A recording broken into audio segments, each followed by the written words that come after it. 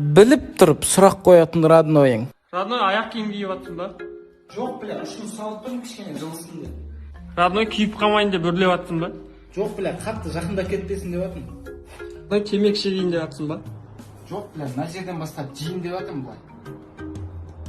Родной, нәскең тесіліп қалған ба? Жоқ, бля, саусағым өсіп жарып шыққан ғой ана. Родной, душқа түсейін деп жатсың ба? Жоқ, бля, мына жерге ұзыннан төсеп қойып жатайын деп жатырмын. Родной, музыка тыңдайын деп жатсың ба?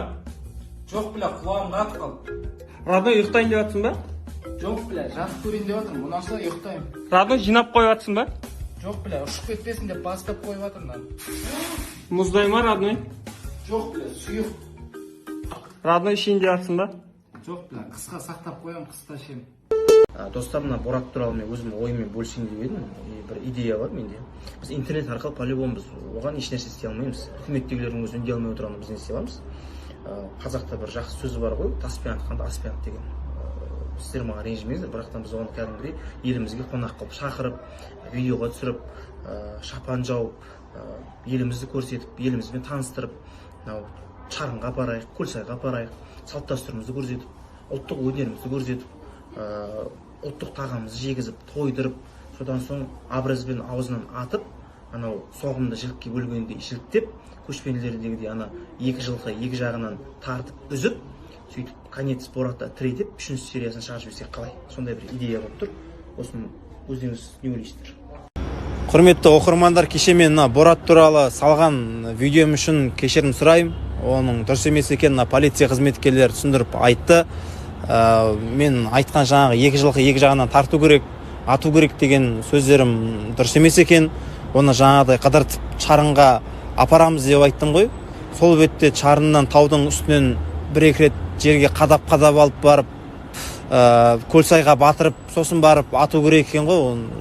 Сөйту керек қой, дұрыс қой, сосын барып екі жылқы екі жағынан тартып сөйтіп не істеу керек. Сол жағы дұрыс болмай қалыпты. Осы кісілер айтып, сол дұрыс болып тұр, сол барлығы. Сол айтып жіберік деп едік.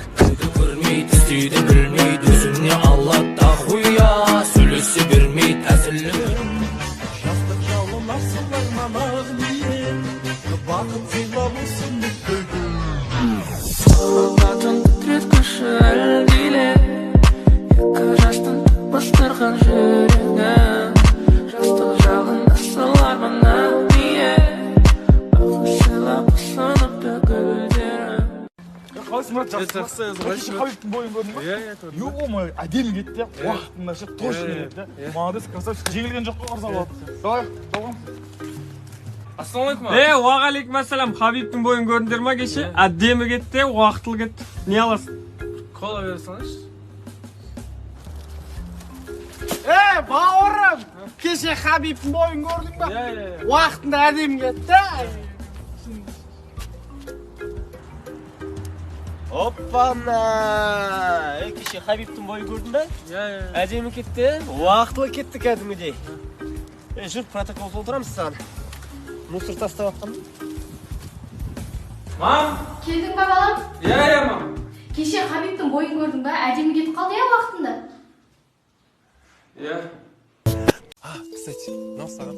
Рахмет, бірақ мен саған бір нәрсе айтқым келіп тұр. Қашанға дейін осылай жүре береміз? Негізі шынымды айтсам, екеуміздің болашағымызға қатты уайымдап жүрмін. Кішкене жұмыс жасамайсың ба? Бір бизнес жасап, тем более қазір мүмкіншіліктер көп. Тіпті салықтан да босатып жатыр. Ал сен жүрсің маған даладағы гүлді жұлып. Болды, жалықты мен сені.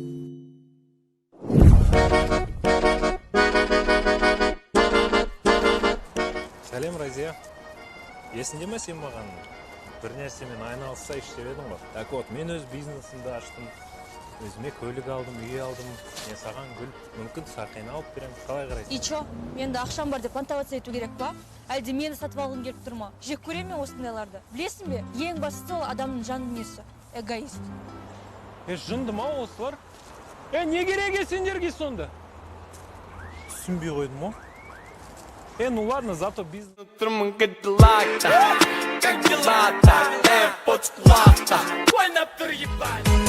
мұхит жағасында қара торы жігіттер, сағыз шайнап бизнес жасап, газет сатып төгіптер. Ал ерінсе жиналады, рэпке хит көп билейді, билегенде алай бұлай аяқ жерге тимейді. Қама жай, қама жайға жастар билейді, қама жайға жастар билегенде аяқ жер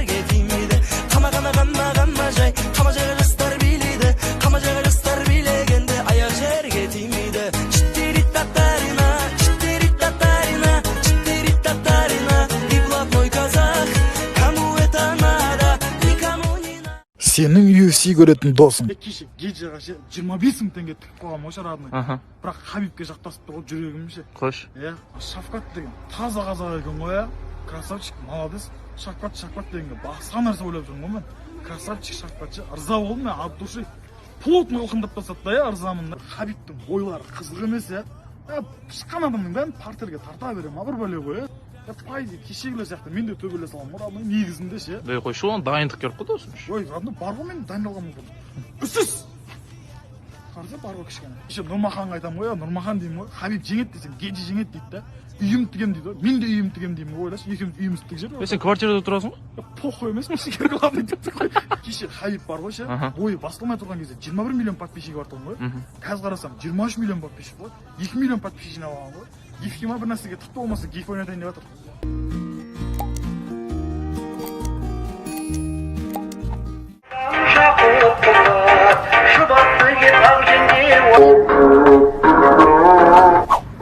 Арасының римасыны жама жүрім дара сырым құттынып қарашығын сенің сырлы сәтіңді аңсадым ғой рағымғанда ақмаржан рағымғанда ақмаржан. Сіңген бар ма тандырылаш? Yes. Борат бұл сен емес па да? Yes, I'm Борат.